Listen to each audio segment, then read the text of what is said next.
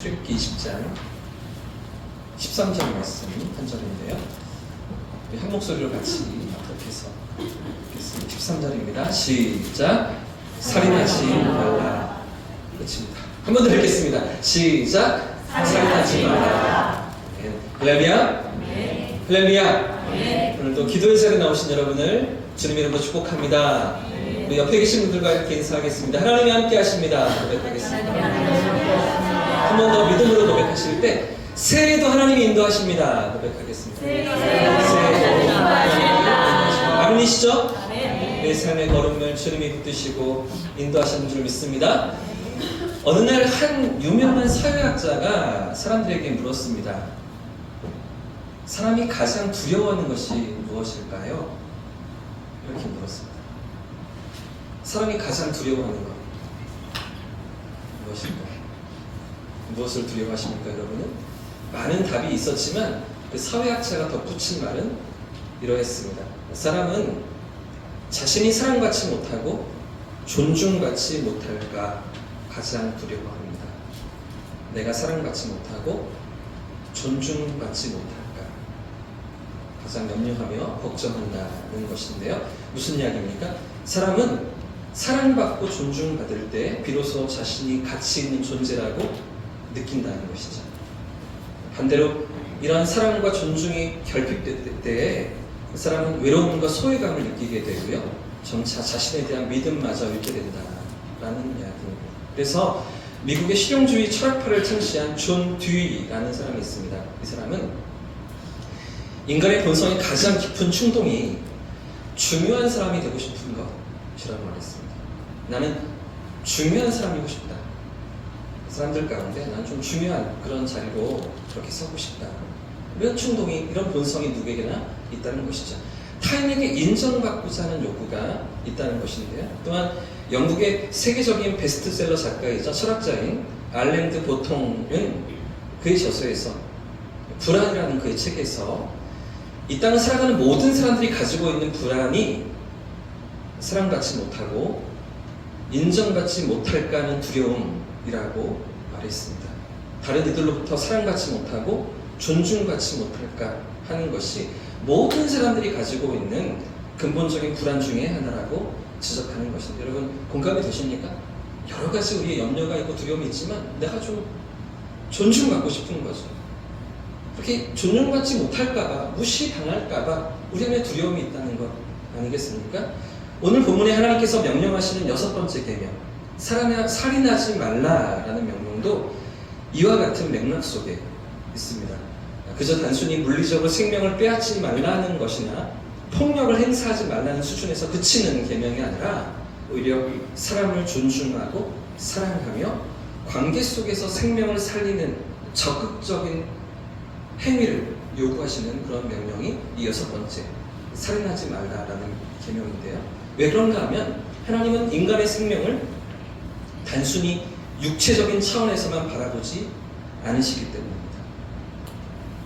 사람들은 세상을 살아가면서 그저 육체에 어떤 상해를 입히는 것, 육체를 다치게 하는 것, 그런 것만 폭력이라고 생각하지만 하나님은 우리 사람을 전인적으로 바라보시기 때문인데요. 그래서 서로가 우리가 존중하고 존중받고 사랑하며 이 사랑을 실천하는 삶으로 살아가기를 하나님 원하신다는 것입니다. 그래서 하나님은 우리가 단지 법적인 의무를 넘어서 이웃을, 상대를 하나님의 형상으로 바라보며 귀하게 여기기를, 서로가 서로를 귀하게 여기기를 원하시는데, 오늘 이 말씀을 통해서 하나님께서 우리 삶 속에 어떤 구체적인 가르침으로 이 6번째 계명을 주시는가 하는 것을 함께 살펴보기를 원합니다. 우리가 잘 아는 것처럼 출애굽기 20장에 있는 10계명은 하나님께서 주신 율법의 근간이라고 할 수가 있죠. 이 율법은 2개의 큰 축으로 이루어져 있다는 것 계속해서 말씀을 드렸었는데, 1계명부터 4계명까지는 하나님을 향한 사랑을 요구하고 계시고요. 그런가 하면 5계명부터 10계명까지는 이웃을 향한 사랑, 다른 타인들을 향한 사랑을 우리에게 요구하시는 계명인데, 그 중에서도 우리가 읽은 살인하지 말라라는 6번째 계명은 이웃을 존중하고 사랑하는 것에 그 핵심이 담겨 있다는 것입니다. 그래서 예수님께서 마태복음 5장에서 이 6번째 계명을 새롭게 해석해 주셨습니다. 산상수훈에서 예수님은 이 살인하지 말라는 계명을 그저 단순히 외적인 행위로 누군가의 생명을 취하는 것, 누군가의 생명을 빼앗는 것으로만 보시지 않으시고 우리 내면의 상태와 우리의 감정까지도 포함시키는 것을 이 깊은 차원으로 확장하셔서 말씀을 가르쳐 주셨는데요. 마태복음 5장 21절과 22절에 이렇게 말씀하셨습니다. 같이 한번 읽어보겠습니다. 시작! 옛사람에게 말한 바 살인하지 말라. 누구든지 살인하면 심판을 받게 되리라 하였다는 것을 너희가 들었으나 나는 너희에게 이르노니 형제를 노하는 자마다 심판을 받게 되고 형제를 위하여 나가라 하는 자는 공회에 잡혀가게 되고 명을 공부하는 자는 지옥불에 들어가게 되리라. 사실 여러분 이 말씀은 예수님의 이런 가르침, 산상수훈은 아주 센세이셔널한 것이었습니다. 아주 충격적인 것이었습니다. 지금까지 유대인들은 율법을 지키면서 십계명을 생각하면서 타인의 생명을 빼앗지 않는 것, 폭력을 행사하지 않는 것, 상해를 입히지 않는 것이 율법을 지키는 것이라고 생각해 왔었거든요. 행동으로 범하지 않는 것, 그것이 율법을 잘 지키는 일이라고 생각해 왔었습니다. 그런데 지금 예수님 뭐라고 말씀하십니까? 22절에 나는 너희에게 말하노니 하시면서 전혀 새로운 측면에서, 전혀 새로운 차원에서 이 말씀을 해석하시고 새로운 가르침으로 그들에게 제시하고 계시는데요. 물리적인 살인 행위, 사람을 죽이는 물리적인 살인 행위뿐만 아니라 그 행위의 뿌리가 되는 분노도, 미움도 하나님 보시기에 동일한 죄라고 가르치시는 거죠. 미움을 품는 것도, 분노를 가지는 것도, 그것도 죄라고 예수님께서 말씀하시는 것입니다. 여러분, 동의가 되십니까? 공감이 되십니까? 아니, 행동한 게 아니잖아요. 그렇죠? 아직 저지른 행동이 아닌데 단지 마음속에 가지고만 있었는데 이 미움이, 이 감정이 어떻게 죄가 되는 것입니까? 어떻게 그것을 살인이라고까지 말할 수가 있는 것입니까? 이유가 무엇일까요? 그 이유는 우리 안에서 일어나는 미움과 분노가 단순한 감정만으로 끝나지 않기 때문에 그것은 우리의 마음을 오염시킵니다. 우리의 마음을 병들게 합니다. 또 더 나아가 관계를 파괴시킵니다. 누군가를 향한 미움으로 인해서 그 관계가 깨어지는 것이죠. 그런데 그 사람과, 그 상대방과, 내가 미워하는 사람과만 관계가 끼어지느냐? 그렇지가 않습니다. 그 사람과 같이 있는 사람들 또 싫어지기 시작하는 거죠. 그들을 향해서도 미움을 품기 시작하는 거죠. 왜 그 사람과 같이 있었어? 왜 내 편에 서지 않고 저 편에 섰어? 이러면서 편을 가르기 시작하는 건 아닙니까? 더 나아가 생명을 위협할 수도 있는 위험한 씨앗으로 그 미움과 분노가 우리 안에 자리 잡기 때문이라는 것인데요. 예를 들어 이번 주에 우리가 통독을 시작하고 있는 창세기 3장에 그 장면이 자세히 나타나고 있죠. 가인이 그 동생 아벨을 질투하기 시작하면서 결국 이 질투가 무엇으로 이어집니까? 역사상, 인류 역사상 가장 첫 번째 살인으로 이어집니다. 가인은 하나님께서 자신의 재물을 받지 않으셨다는 이유 때문에 이 마음속에 분노와 질투를 품었습니다. 내가 곡식으로 드리는 제사는 받지 않으시고 동생이 드리는 양을 제물로 잡아드리는 그 제사를 받으시는 것 같은 그 모습 속에서 하나님을 향한 원망이 시작되고요. 동생을 향한 시기와 질투가 시작되고 있었죠. 그리고 이 감정은 단순히 그의 마음속에 머무르지 않고 점점 자라납니다. 커져갑니다. 그러다 결국 아벨을 죽이는 끔찍한 죄를 범하게 만들지 않았습니까? 여러분, 이 사건은 우리 마음속에 자리 잡은 미움과 질투가 얼마나 파괴적인 결과를 가져오는가를 잘 보여줍니다. 하나님께서 가인에게 이렇게 말씀하셨죠. 죄가 네 문 앞에 엎드려 있다. 죄가 네 앞에 지금 도달해 있다. 그러니 뉘우치고 회개하고 다 그것을 내려놓아라. 이렇게 말씀하시는데도 불구하고 가인은 그 감정을 다스리지 못했습니다. 결국 그러다 이런 비극적인 결말로 그 두 형제의 관계가 끝나고 말았는데요. 이처럼 우리 내면에서 일어나는 미움과 분노는 결국 행동으로 이어지는 시작점이라는 것이죠. 이런 감정들을 해결하지 않고 마음속에 계속 쌓아두면 어떻게 되겠습니까? 그것이 언젠가 우리를 지배한다는 거죠. 우리를 끌고 간다는 것입니다. 우리 자신을 파괴하고 관계를 파괴하는 그런 결과로 나타나고 만다는 것인데요. 그래서 산상순에서 예수님은 형제를 미워하는 마음을 품는 것도 죄라고 경고하시는 것이죠. 결국은 그것이 씨앗이 되어서 누군가를 해치고 누군가를 괴롭게 하는, 고통을 주고 아프게 하는 그런 결과로 나타나기 때문에 우리 내면이, 우리 속에 있는 이 마음이 우리의 행동만큼이나 중요하다고 예수님께서 강조하셨던 것 아니겠습니까? 그러므로 여러분, 지금 우리에게 예수님께서 이 말씀을 통해 새롭게 가르쳐 주시는, 그리고 출애굽기 20장에 하나님께서 명령하셨던 사실 살인하지 말라라는 이 6번째 계명의 중심은, 그 핵심은 누군가를 해치지 말라는 정도가 아닙니다. 물리적으로 살인을 저지르지 말라는 정도의 단순한 금지 명령이 아닌 것입니다. 이 계명에는 우리의 마음 깊은 곳을 들여다보시는 하나님의 거룩한 기준이 담겨져 있습니다. 단순히 행동으로 나타나는 살인을 넘어서 우리의 미움과 분노, 그리고 용서하지 않는 마음조차도 하나님 앞에서 살인과 다를 바 없다고 가르쳐 주시는 말씀인 것인데요. 여러분, 결국 하나님께서 우리에게 기대하시는 삶의 모습이 무엇입니까? 여러분과 저에게 요구하시는 삶이 어떤 것입니까? 서로를 사랑하는 것입니다. 서로 사랑하며 살아가기를 하나님 원하시는 것이죠. 다툼이 있습니다. 갈등이 있습니다. 우리 안에 오해도 있고, 그죠? 시기도 있고, 원치 않는 이런 어려움들도 생기지 않습니까? 그러나 그 다툼 가운데서도 화해로 나아가는 것입니다. 갈등이 있어도 용서하고 용납하며 다시 하나가 되는 것, 이 자리로 하나님이 우리를 부르시는 것인데요. 하나님께서 먼저 우리를 사랑하셨듯이 우리도 그 사랑을 실천하며 살아가기를 원하시는 것입니다. 한때 미국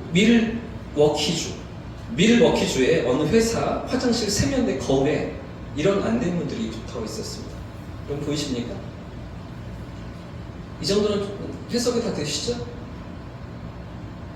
잘 안 보이세요? 영어로 쓰여져 있는데, 화장실 세면대, 어떤 회사 화장실 세면대에 거울이 붙어있는 이 글귀, 번역하면 이런 말입니다. 1시간 동안 손을 씻고 일을 시작하세요. 1시간 동안 손을 씻고 일을 시작. 거기서 1시간 동안 손을 씻어요. 이게 무슨 말이죠? 어떤 의미일까요? 또 화장실 변기 앞에는 이런 안내문이 쓰여져 있었습니다. Lock and unlock, 또 12 times. 화장실 문을 12번 잠갔다가 열었다, 잠갔다가 열었다 하는 거예요. 화장실에 앉았는데 화장실 문을 12번 기차로 들었다, 이렇게 하는 거예요. 이게 무슨 이야기일까요? 왜 하나님 화장실 문을 12번씩 고장나라고 이렇게 잠갔다 열었다 해야 되는 것입니까? 왜 손을 깨끗이 씻자, 뭐 이 정도는 이해가 되는데 1시간 동안 손을 씻으라고 이렇게 붙어있는 안내문인 것입니까? 평범한 안내일 거라고 생각했는데 자세히 보면 좀 이상하죠? 또 하나가 더 있습니다. 이 이야기는 계단을 하나씩 건너뛰세요. Skip every other step. 그러니까 모든 계단을 한 개씩 건너뛰어서 올라가라. 이게 무슨 말이에요? 또 있습니다. 들어가기 전에, 방으로 들어가기 전에 발을 9번 닦으세요. 발을 9번. 다 이상하지 않습니까? 다 이상한 요구를 하고 있잖아요. 마지막 하나가 더 있는데, 방을 나가기 전에 스위치, 밑에 있는 스위치를 20번 껐다 켰다 하세요. 이게 무슨 얘기예요? 뭘 시키는 거예요? 왜 이렇게 붙여놓았습니까? 이 스티커들은 미국 강박장애 협회에서 만든 캠페인 광고였어요. 강박장애 협회. 강박장애를 겪는 사람들이 당하는 괴로움과 고통의 그 심각성을 평범한 우리 같은 사람들이 잠시라도 체험할 수 있도록, 그래서 그들의 일상을 이해하고 강박장애를 겪는 분들을 도울 수 있도록 제작한 캠페인이었다고 합니다. 그래서 이런 여러 가지 스티커들을 정신건강 인식의 달 행사로 미러키 지역 여러 사무실에 또 카페, 공공장소에 부착해 놓았다고 하는데, 여러분 무슨 이야기를 제가 하고 있습니까? 상대방의 입장에 서보는 거지. 그 사람의 입장에 우리가 서보는 거지. 내 입장만 아니라 상대방의 관점에서 생각하고 그 사람의 마음과 상황을 이해하기 위해서 노력하는 이 마음이 필요하다는 거죠. 여러분, 왜 갈등이 일어납니까? 왜 오해가 생깁니까? 내 입장에서만 생각하기 때문에, 내 주장만 고집하기 때문입니다. 서로의 차이를 인정하고 상대방의 입장에서 바라보려는 노력이 없기 때문 아니겠습니까? 그렇기 때문에 이런 갈등과 오해는 종종 우리 사이에 관계의 벽을 세웁니다. 이 관계를 단절시킵니다. 더 나아가서 깊은 상처를 남기기도 하고요. 결국 이런 갈등이 미움과 분노로 이어지기도 하고, 나아가 이런 것으로 인해서 결국은 우리 영혼이 병들고 우리 자신이 하나님과의 관계 속에서 더 멀어지기도 한다는 것인데요. 그래서 여러분, 오늘 6번째 계명에서 하나님께서 요구하시는 명령은 살인하지 말라, 그저 다른 사람의 생명을 빼앗지 말라, 이 정도가 아닌 것이죠. 그럼 무엇일까요? 구체적인 어떤 삶의 모습을 우리에게 요구하시는 것입니까? 짧게 3가지로 정리하고 오늘 말씀을 마치겠습니다. 첫 번째, 함께 따라해 보겠습니다. 미움과 분노를 한 번 더, 미움과 분노를 버리라. 맞습니다. 미움과 분노를 내려놓는 것입니다. 요한일서 3장 15절 말씀에 보시면 형제를 미워하는 자마다 살인하는 자다 라고 말씀하셨습니다. 하나님 보실 때 그 미움을 품는 것이 이미 살인이라고 말씀하시는 것이죠. 결국 살인이라는 이 행동은 어느 순간 우발적으로 생겨나는 것이 아니라 단순히 우리의 외적인 행동으로 그냥 그치고 멈추는 것이 아니라 그 전에 이미 우리 마음속에서부터 시작되어서 우리 안에서 그것이 자리를 잡고 우리를 병들게 하고 우리를 죄악으로 끌고 들어가서 이 살인이라는 행동으로 이어지게 만든다는 것인데요. 그러므로 우리의 내면을 살피고 중심을 보시는 하나님 앞에서 우리 속에 있는 미움과 분노를 다스릴 수 있어야 한다, 내려놓을 수 있어야 한다는 것입니다. 사실 여러분, 이런 일들은 우리의 힘으로는 쉽지가 않습니다. 미움이 막 일어나는데, 그렇죠? 분노가 우리 안에서 막 들끓는데 이것을 버리고 내려놓는 것이 여러분 쉬우십니까? 이렇게 오늘처럼 기도의 자리에서 하나님 은혜를 구하고 찬양하고 말씀을 들을 때면 우리가 평정심을 유지하는 것 같죠. 우리가 잘 이렇게 우리 마음을 다스리는 것 같죠. 하지만 우리 안에서 이 분노가 일어날 때, 그 화가 일어날 때 여러분 어떠십니까? 잘 다스려지십니까? 저는 안 되더라고요. 해보려고 하는데 2가지 마음이 싸워요. 참고자 하는 마음이 있는가 하면 내 감정을 그대로 폭발시키고 싶은, 그것을 다 나타내고 싶은 그런 마음들이 일어나는 건 아니겠습니까? 우리 스스로 미움과 분노를 완전히 없애버리거나 이 감정을 다스리는 것은 한계가 있습니다. 쉽지가 않습니다. 그래서 성령의 도우심이 필요합니다. 성령 하나님의 도우심을 우리가 구해야 하는 것인데요. 성령께서 우리 마음을 붙드시고 다스리시고 우리 안에 있는 미움과 용서를, 또 분노를 화해로 이끌어 가시도록 그렇게 성령의 도우심을 구해야 하는 것이죠. 미움을 품었던 마음을 내려놓고 상대방을 하나님의 사랑으로 바라볼 수 있도록, 아까 보았던 사진들처럼 상대방의 입장에서 한 번 더 생각해 볼 수 있도록 우리의 분노와 감정을 진정시키면서 성령께 지혜와 은혜를 구해야 하는 것입니다. 여러분, 살인하지 말라는 명령은 미움과 분노를 내려놓으라, 버리려 하시는 요구. 그런 삶의 자리로 저와 여러분을 하나님께서 부르시고 계시는데요. 2번째, 하나 더 있다면 한 번 더 따라해 보겠습니다. 이웃을 존중하고 사랑하라. 그렇습니다. 이웃을 존중하고 사랑하는, 결국은 하나님께서 우리에게 기대하시는 삶의 모습은 서로 사랑하는 거죠.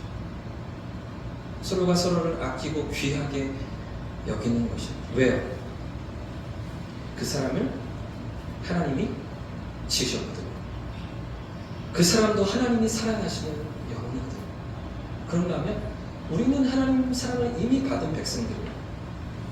이미 사랑의 그 자리에, 하나님 백성의 자리에 들어와 있는 그 은혜의 풍성함을 맛보고 누리고 있는 사람들이 우리들 아니겠습니까? 그렇기 때문에 이런 사랑을 받은 우리가 그들에게 사랑으로 다가서 존중하고 용납하고 품어줄 수 있기를 하나님은 기대하시는 것입니다. 미움을 내려놓고 분노를 내려놓는 것으로 멈추지 않고 보다 더 적극적으로 존중하고 사랑으로 나아갈 수 있기를 하나님 우리에게 기대하시는 것입니다. 요한일서 4장 19절 말씀에 또 이렇게 말씀하십니다. 우리가 사랑하면 그가 먼저 우리를 사랑하셨습니다. 사랑하는 여러분, 하나님의 사랑을 입은 우리이기 때문인 줄 믿습니다. 하나님이 먼저 우리를 사랑하셨기 때문인 줄 믿습니다. 그렇기 때문에 사랑할 수 있고 존중할 수 있고 용납할 수 있는 거죠. 그런 삶의 자세로 우리가 이 땅을 살아갈 수 있는 것입니다. 이웃을 존중하고 사랑하는 삶으로 하나님께서 우리를 부르시는 거죠. 자, 그런가 하면 마지막 세 번째는요. 한 번 더 따라해 보겠습니다. 화해와 용서를 실천하라. 화해와 용서를 실천하는 그 자리까지 우리가 서기를 원하시는 것인데요. 아까도 살펴보았던 산상수훈에서 예수님은 형제와 화목하고 와서 하나님께 예배를 드리라 라고 말씀하셨습니다. 여러분, 이 말씀은 하나님 받으시는 예배만큼이나 화목한 것을, 형제와 화목하게 살아가는 것을 하나님이 더 원하시고 기뻐하신다는 이야기 아니겠습니까? 여러분, 우리가 하나님을 예배하는 것, 하나님 앞에 나아가는 것, 하나님은 얼마나 우리에게 기뻐하시고 즐거워하시는 분이십니까? 이 백성은 내가 나를 위하여 지었나니 나의 찬송을 부르게 하려 함이니라. 그렇죠? 하나님을 예배하는 존재들로 우리를 부르셨어요. 우리를 만드셨어요. 그런데 그것만큼이나, 우리 삶의 목적만큼이나 하나님께서 우리에게 원하시고 기대하시는 것은 어떤 것이요? 화목하게 살아가는 것. 우리의 삶에 화목이 있는 것. 우리의 관계 속에, 우리의 가정과 우리의 일터와 우리의 직장과 우리 공동체 안에 이 화목함이 있는 것. 이 화목을 다른 말로 바꾸면 평화일 수 있고요. 또 화평일 수가 있겠죠. 내 삶에 그런 평강이 있는 것. 모든 관계 속에 누구도 한 적이 없고 가로막힌 벽이 없고 화목하게, 그렇죠? 하나님 앞에서 이 은혜를 누리며 평강을 누리며 살아가기를 주님 원하시는 것인데요. 사랑하는 여러분, 오늘 우리에게 그래서 명령하시는 6번째 계명, 살인하지 말라라는 이 명령은 결국 화해와 사랑의 자리로 우리를 부르시는 것입니다. 그죠? 사람 해치면 안 돼. 살인은 절대로 해서는 안 되는 일이야. 해서 머물러 있지 않고 보다 적극적으로 우리가 화해를 이루고 사랑하며 살아가기를 하나님 우리에게 기대하시는 것인데요. 여러분, 그런 말이 있잖아요. 이 말씀 준비하다 이런 말이 생각났어요. 사랑하며 살기도 짧은 인생. 얼마나 빠르게 2024년도가 지나갔습니까? 얼마나 빠르게 또 올 한 해가 달려갈까요? 쏜살같이 이렇게 지나가는 우리 시간 속에서 사랑하며 살기도 짧은 그런 인생. 여러분, 이 말은 부부 간에만 그렇습니까? 우리 가족 안에만 그런 것입니까? 그렇지 않죠. 모든 인간 관계가 마찬가지입니다. 우리가 만나는 모든 사람들, 우리가 허락하신 모든 관계들 그 속에서 사랑하며 살기도 시간이 부족한 거죠. 그 안에 갈등을 품고 증폭시키고 해소하지 못하고 미움과 분노로 또 죽이고자 하는 그런 악한 마음까지 나아가는 그런 삶으로 허비할 우리의 삶이 없다는 것입니다. 우리의 시간이 없다는 것입니다. 저와 여러분도 함께 신앙생활을 하다 보면 원치 않는 그런 오해와 갈등이 생길 수가 있죠. 여러분, 저는 모르는데 저로 인해서 시험에 드시고 저로 인해서 마음에 어려움을 겪는 분들이 계실 수 있습니다. 그죠?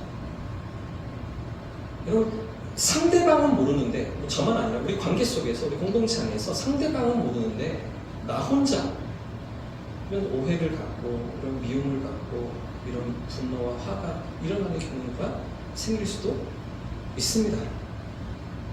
여러분, 그럴 때 어떻게 하셔야 됩니까? 그런 상황들을 만날 때 그 문제들을 어떻게 해결해 가셔야 합니까? 미움과 분노를 내려놓는 거죠. 상대방을 존중하고 사랑하는 거죠. 더 나아가서 화해와 그죠? 용서로 다가서는 그런 삶을 하나님께서 우리에게 기대하시는 것인데요. 제가 이 말씀 어제 준비하는데 진짜 화가 나는 일이 하나가 있었어요.